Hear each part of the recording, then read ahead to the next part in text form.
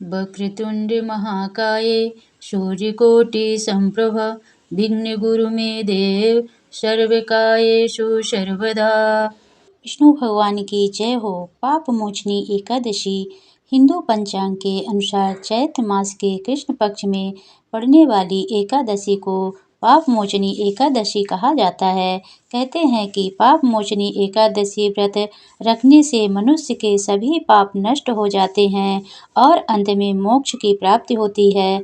ऐसा मनुष्य नहीं है जिससे जाने अनजाने में पाप नहीं हुआ हो। पाप एक प्रकार की गलती है जिसके लिए हमें दंड भोगना ही पड़ता है। ईश्वरीय विधान के अनुसार पाप के दंड से बचा जा सकता है अगर पाप मोचनी एकादशी व्रत रखने।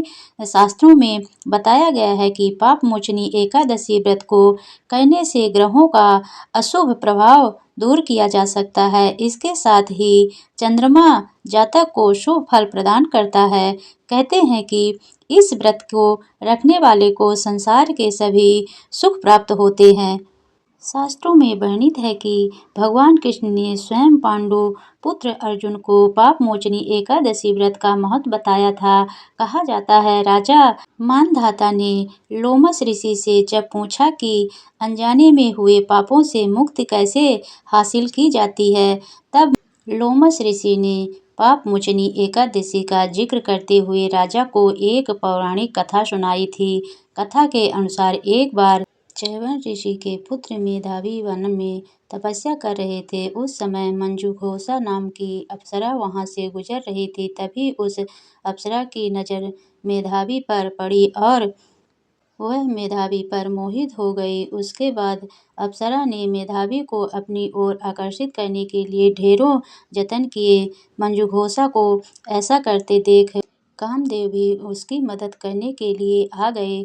उसके बाद मेधावी मंजुघोषा की ओर आकर्षित हो गए और वह भगवान शिव की तपस्या करना ही भूल गए। समय बीतने के बाद मेधावी को जब अपनी गलती का एहसास हुआ तो उन्होंने मंजुघोषा को दोषी मानते हुए उन्हें पिशाचिनी होने का श्राप दे दिया, जिससे अप्सरा बेहद ही दुखी हुई। अप्सरा ने तुरंत अपनी गलती की क्षमा मांगी। अप्सरा की क्षमा याचना सुनकर मेधावी ने मंजुघोषा को चैत्र मास की पाप मोचनी एकादशी के बारे में बताया।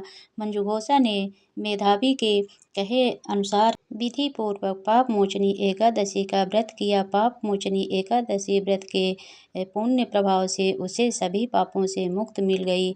इस व्रत के प्रभाव से मंजुघोषा फिर से अप्सरा बन गई और स्वर्ग में वापस चली गई।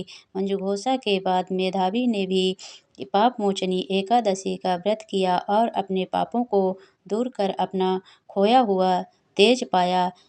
श्री हरि विष्णु भगवान की जय।